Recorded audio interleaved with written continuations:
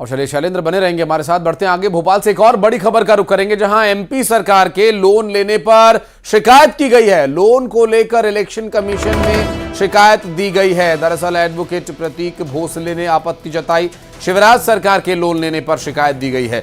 निर्वाचन आयोग से संज्ञान लेने का भी आवेदन यहां पर किया गया है। आपको बता दें कि एडवोकेट प्रतीक भोसले ने इस पर आपत्ति जताई है। आरोप यह है कि 3,000 करोड़ रुपए का लोन लिया गया।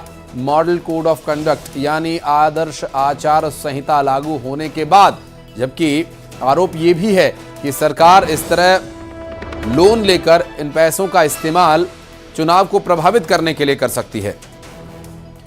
चलिए शैलेंद्र हमारे सहयोगी हमारे साथ जुड़े हुए, उनसे बात करेंगे। शैलेंद्र, ये आरोप काफी गंभीर है। सरकार ने कर्ज लिया 3,000 करोड़ रुपए का, चुनाव प्रभावित करने के लिए आरोप लगाए जा रहे हैं।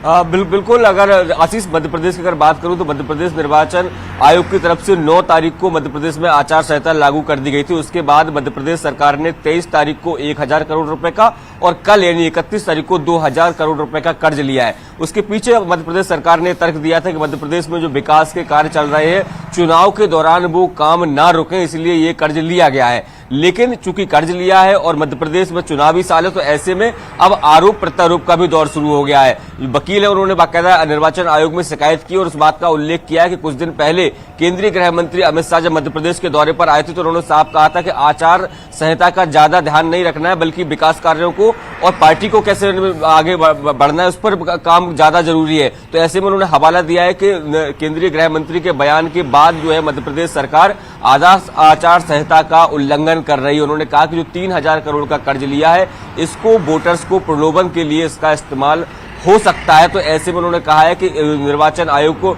से निवेदन किया है कि जो चुनाव की तारीख है यानी कि 9 तारीख से लेकर और 30 नवंबर तक इस पैसे को होल्ड किया जाए कि इस पैसे का उपयोग जो है वो मध्य प्रदेश सरकार ना कर पाए। इस तरह के निर्देश जो है वो निर्वाचन आयोग दे, ये बात उन्होंने उसमें कही है। निवेदन निर्वाचन आयोग से किया। हालांकि निर्वाचन आयोग की तरफ से अभी इस मामले में किसी तरह का कोई भी तथ्य सामने नहीं आया। अब देखना होगा क्या निर्वाचन आयोग मध्य प्रदेश सरकार के जो तथ्य है कि मध्य प्रदेश में विकास कार्य ना रुके इसलिए ये पैसा लिया गया है उसको मानती है, या फिर जिस तरीके से शिकायतें हो रही है उसको मानती है। ये देखने वाली बात है। सरकार की तरफ से कोई रिएक्शन अब तक आया हो?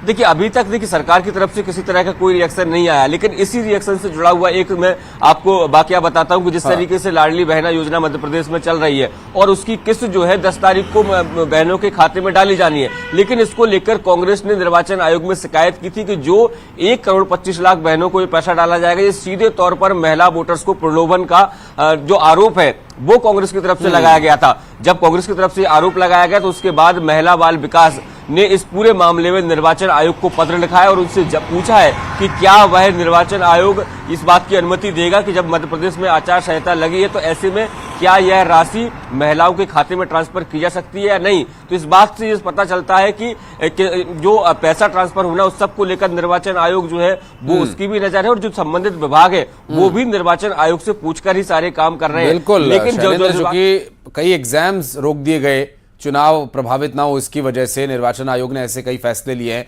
बहरहाल अब देखना होगा कि ये जो आरोप है और ये जो तथ्य रखे जा रहे हैं कि इससे महिला वोटर्स को प्रभावित किया जा सकता है, ये निर्वाचन आयोग इस पर क्या फैसला लेता है। बहुत बहुत शुक्रिया शैलेंद्र आपका इस पूरे मामले पर जानकारी देने के लिए।